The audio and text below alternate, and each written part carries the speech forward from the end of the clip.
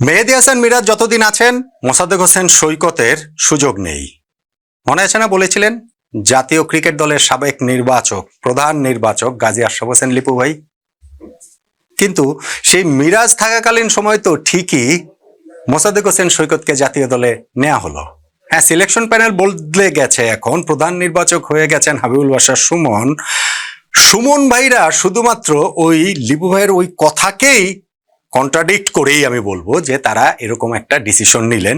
আসলে মোসাদ্দেক হোসেন সৈকত যেই পারফর্ম করছেন ডোমেস্টিকে ধারাবাহিকভাবে, যতটা ধারাবাহিকভাবে চলতি ঢাকা প্রিমিয়ার লিগেও যেরকম খেলছেন, তাতে ক্রিকেটীয় পয়েন্ট অফ ভিউ থেকে তাকে উপেক্ষার আসলে উপায় নেই। লিপু ভাই যে ওই কথা কেন কি বুঝে বলেছিলেন, তার ক্রিকেট মস্তিষ্কের এত সুনাম বাংলাদেশ ক্রিকেটে, ওইটা একটা বিরাট বড় প্রশ্নের জায়গা। তবে সুমন ভাই আবার আরেক দিক দিয়ে লিপু ভাইয়ের মতোই প্রেস রিলিজের মাধ্যমে দল দেয়া। প্রধান নির্বাচক তিনি যখন হয়েছেন, সিলেকশন প্যানেলটা যখন বদলে গিয়েছে, তখন প্রথম দলটাই শুধুমাত্র প্রেস কনফারেন্সের মাধ্যমে দেয়া হয়েছিল। কিন্তু তারপরে সেই প্রেস রিলিজের দল ঘোষণার রীতিতেই, লিপু ভাইদের সেই রীতিতেই, তাদের দেখানো পথেই সুমন ভাইরাও হাঁটছেন। অর্থাৎ দলে কারা আসছেন, কারা বাদ পড়ছেন, কাদেরকে রাখা হচ্ছে, সিলেকশন প্যানেলের চিন্তা ভাবনা কি, সেইটা প্রেসকে জানাতে, মিডিয়াকে জানাতে এবং মিডিয়া সূত্রে এই ক্রিকেট প্রেমী মানুষদের জানাতে আসলে সমস্যাটা কোথায়, এইটা আমার ভাই বোধগম্য না। আমি খুব করে চেয়েছিলাম, আশা করেছিলাম, ইনফ্যাক্ট সুমন ভাইদের ফার্স্ট প্রেস কনফারেন্সেও আমি ওইটা বলেছিলাম যে আশা করছি এখন থেকে আপনারা দল ঘোষণা করবেন এরকম প্রেস কনফারেন্সের মাধ্যমে। সেইটা এরপরে আর হতে দেখিনি। যাই হোক, অস্ট্রেলিয়ার বিপক্ষে ওয়ানডে সিরিজের প্রথম দুইটা ম্যাচের জন্য বাংলাদেশের স্কোয়াড ঘোষণা করা হয়েছে। সেই স্কোয়াডটা কেমন হলো? অবভিয়াসলি মোসাদ্দেক হোসেন সৈকতের ন্যাশনাল টিমে কামব্যাক, ওয়ানডে সাইডটাতে প্রায় 4 বছর পর ফেরা, এটাই তো হেডলাইন, এটাই তো হাইলাইট। এর বাইরে আর দলে কারা কারা রয়েছেন, চেঞ্জের জায়গাগুলো কি হয়েছে, সবকিছু মিলিয়ে দলটাই বা কেমন হলো, এই আলোচনাটা করছি।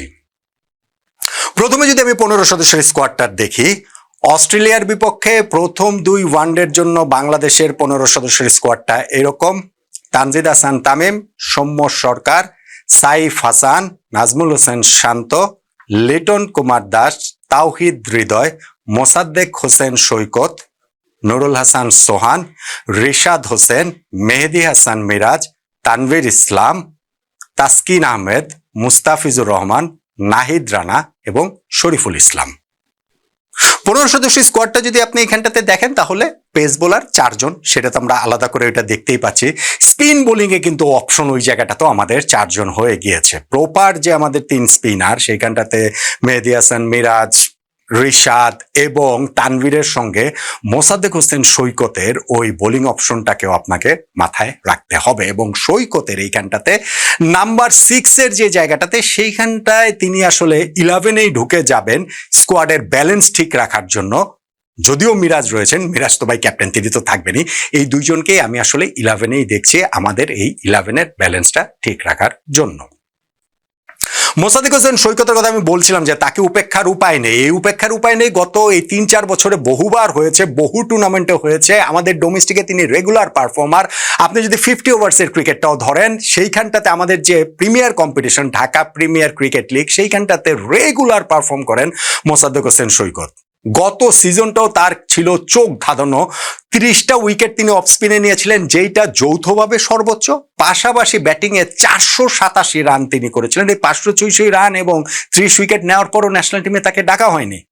এবং এই যে এখন প্রিমিয়ার লিগটা চলছে, আবনির হয়ে 8টা ম্যাচ খেলেছেন, তার মধ্যে 6টা ইনিংস ব্যাটিং করেই কিন্তু 310 রান তিনি করে ফেলেছেন। এভারেজ তার 77, স্ট্রাইক রেট তার 129, পাশাপাশি বোলিংয়ে 12টা উইকেটও তিনি নিয়েছেন। যদি আপনি বাংলাদেশের বাস্তবতা হিসাব করেন, তাহলে এরকম একজন পারফর্মারকে আসলে কিভাবে আপনি বাদ দিবেন, বা কিভাবে ন্যাশনাল টিমে না নিয়ে থাকবেন, বা কতদিন আসলে আপনি, কতটা টুর্নামেন্ট, কতটা সিরিজ আপনি না নিয়ে থাকবেন।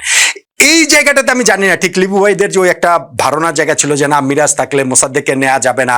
এখন তো ওই সিলেকশন প্যানেলটা যেহেতু চেঞ্জ হয়েছে, সুমন ভাইরা যেহেতু এসেছেন, সেই জায়গার পরিবর্তনটাই মোসাদ্দেকের জন্য আবার ন্যাশনাল টিমের দরজাটাও ওপেন করে দিল, যিনি ন্যাশনাল টিমে ওয়ানডেতে লাস্ট খেলেছেন 2022 সালের আগস্টে জিম্বাবুয়ের বিপক্ষে। মোসাদ্দেককে জায়গা দিতে গিয়ে এখানে বাদ পড়েছেন আফিফ হোসেন ধ্রুব। এবং ধরেন তার বাদ পড়াটা প্রত্যাশিতই, এবং এমন কোনো পারফরমেন্স তিনি আসলে করতে পারেননি ন্যাশনাল টিমের সঙ্গে। লাস্ট যে 2টা সিরিজ তিনি ছিলেন, আমি যদি ওই 2 সিরিজের পারফরমেন্সও দেখি, তাহলে যে 3 ম্যাচে ব্যাটিং করেছেন পাকিস্তান নিউজিল্যান্ডের বিপক্ষে 14 রান, 5 রান, 27 রান, একটা ম্যাচে 30 রানও করতে পারেননি। ফলে এই জায়গাটাকে তাকে বাদ দেওয়াটা আমি মনে করি যে না, ঠিক আছে। আর মাহিদুল ইসলাম অঙ্কন, তাই তিনি এবার ঢাকা প্রিমিয়ার লিগে কিন্তু খুব ভালো করছেন। হাইয়েস্ট রান গেটারদের তালিকায় আমি দেখছিলাম যে বোধহয় 4 নম্বরে তিনি রয়েছেন। সো তাকে বাদ দেওয়াটা একটুখানি, এখানে আবার নুরুল হাসান সোহানকে নেওয়া হয়েছে, যিনি ঢাকা প্রিমিয়ার লিগে যে তার পারফরমেন্স খুব ভালো তা না, কিন্তু আমার কাছে মনে হয় যে নাম্বার 6, নাম্বার 7 এর ওই জায়গাগুলোতে, ওই ফিনিশারের ওই রোলটাতে, যেই রোলটা আসলে বেসিক্যালি ধরেন অঙ্কন বলেন বা ইভেন আফিফও বলেন, আফিফকে ন্যাশনাল টিমে খেলানো হয় বটে ওই জায়গায়, কিন্তু তিনি তো আর ওই পজিশনের প্লেয়ার না। ফলে এই দুইজনকে বাদ দেওয়া হয়েছে। সঙ্গে আসলে লাস্ট সিরিজে দল থেকে বাদ পড়েছেন ইনজুরির কারণে তানজিম হাসান সাকিব। সেই সিরিজটার দলটাতে তিনি ছিলেন, স্কোয়াডে তাকে পরে অ্যাড করা হয়েছিল, কিন্তু এবার ইনজুরির কারণে তিনি তো মাঠের বাইরে রয়েছেন। ফলে এই যে অস্ট্রেলিয়ার বিপক্ষে সিরিজের বিবেচনাতেই তাকে আসলে রাখার উপায় ছিল না। বাংলাদেশে যে স্কোয়াডটা দেওয়া হয়েছে, সেই স্কোয়াডটা আপনি কাগজে কলমে হিসাব করলে আমার কাছে মনে হয় যে তুলনামূলক ব্যালেন্সড, আরো আগের চেয়েও বেশি ব্যালেন্সড। স্পেশালি আমি এখানে আমার মনে হচ্ছে যে সিলেকশন প্যানেল, সেটা সুমন ভাইরা প্রেস কনফারেন্সে দল না দিলেও তাদের চিন্তা ভাবনার যে জায়গাটা যতটা বুঝতে পারি, সেটা হচ্ছে গিয়ে পজিশন ওয়াইজ যারা ডোমেস্টিকে যেই জায়গাটাতে খেলেন ওইখানটাতে হয়তো বা তারা গুরুত্ব দিয়েছেন, জোর দিয়েছেন। মোসাদ্দেকের ইনক্লুশনে 11 স্কোয়াডের ভারসাম্য, আমি বলছি 11 এর ভারসাম্যের জায়গাটাও তৈরি হবে। আবার ওইখানটাতে সোয়ানের কথাটাও বলছিলাম যে শেষ দিকে গিয়ে তিনি ন্যাশনাল টিমেও গত বছরও ভালো সার্ভিস তিনি দিয়েছেন, অন এন্ড অফ, অত ধারাবাহিক সেটা না হলেও। আমাদের এই ব্যাটিং অর্ডারের ওই শুরুর যে জায়গাটাতে, সেইখানটাতে ধরেন তানজিদ, সৌম্য, সাইফ, লিটনকে এখন অবশ্য আবার আমরা মানে মাঝখানেই খেলাচ্ছি, শান্ত, টপ হেভি আমাদের ব্যাটিং লাইন আপটা বরাবরই ছিল। এইখানটাতে আসলে খুব যে বাংলাদেশের সিলেকশন প্যানেলের হাতে বিকল্প আছে আমার কাছে সেটা মনে হয় না। আর বোলিংটা বরং আগের চেয়ে অনেক বেশি ব্যালেন্সড হয়েছে। 4 জন পেসারের কথা আমি বললাম, সঙ্গে স্পিনিং অপশনটাও ক্যাপ্টেনের কাছে 4 জন থাকছেন। দেখেন মেহেদী হাসান মিরাজের নেতৃত্বাধীন এই বাংলাদেশের ওয়ানডে সাইডটার পারফরমেন্সটা কিন্তু এখন ভালো, গ্রাফটা কিন্তু ঊর্ধ্বমুখী।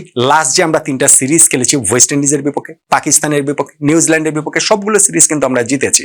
ফলে 2027 ওয়ানডে বিশ্বকাপে সরাসরি কোয়ালিফাই করার স্বপ্নটা, প্রত্যাশাটা কিন্তু এখন আরো অনেক বেশি জোরালো হচ্ছে। ওই 2027-এর 31শে মার্চের মধ্যে আমাদের র্যাঙ্কিং এ 9 নম্বরের মধ্যে থাকতে হবে। সো ওই ওয়ার্ল্ড কাপের নিয়ম আমরা জানি যে র্যাঙ্কিং এর টপ 8 টিম প্লাস হচ্ছে গিয়ে ওই কোহোস্টদের মধ্যে সাউথ আফ্রিকা প্লাস জিম্বাবুয়ে, এই 2টা দল থাকবে। এখন জিম্বাবুয়ে যেহেতু হচ্ছে গিয়ে এই 8-এর মধ্যে ঢুকতে পারবে না এই সময়ের মধ্যে, এবং সাউথ আফ্রিকাও 8-এর বাইরে বেরোবে না, তার মানে নর্মাল হিসাব 9-এর মধ্যে থাকলেই হবে। বাংলাদেশ সেইটার পথে খুব ভালোভাবে রয়েছে, গত 3টা সিরিজ জয়, এবং অস্ট্রেলিয়ার বিপক্ষে এই সিরিজটাতেও যখন আমরা ঘরের মাটিতে খেলবো, নিজেদের মাটিতে খেলবো, এবং যখন আমাদের পেছনে ওইরকম 3টা সিরিজ জয়ের আত্মবিশ্বাসটা রয়েছে, তখন যে স্কোয়াডটা দেওয়া হয়েছে সেই স্কোয়াডটা আমি মনে করি ক্যাপাবল এনাফ অস্ট্রেলিয়াকে হারানোর জন্য। এবং সেই কারণে আমাদের ওই যে মিরপুরে টিপিক্যাল উইকেট বানিয়ে 220 রানের 180 রানের উইকেট বানিয়ে যে আমাদের তাদের হারাতে হবে সেটা না। আমি মনে করি যেহেতু ঢাকা প্রিমিয়ার লিগের মধ্যে আমাদের এই ক্রিকেটাররা রয়েছেন এবং আমাদের ন্যাশনাল টিমের পারফরমেন্সটা অনেক ভালো, যে স্কোয়াডটা দেওয়া হয়েছে সেটা নিয়ে আমার খুব একটা কমপ্লেন নেই। এবং ক্রিকেটীয় জায়গা থেকে মোসাদ্দেক হোসেন সৈকতের স্পেশালি তার ইনক্লুশনটা আসলে অবভিয়াস ছিল, যেটা লিপু ভাইরা করতে পারেন নাই, সেটা সুমন ভাইরা করে দেখেছেন। এই স্কোয়াডটা নিয়ে আমার আসলে ওই রকম কোনো কমপ্লেন, এবং আমি আশা করছি তারা অস্ট্রেলিয়ার বিপক্ষে সিরিজ জেতার মতো সক্ষম। আপনিও কি সেটা মনে করেন কিনা জানাতে পারেন।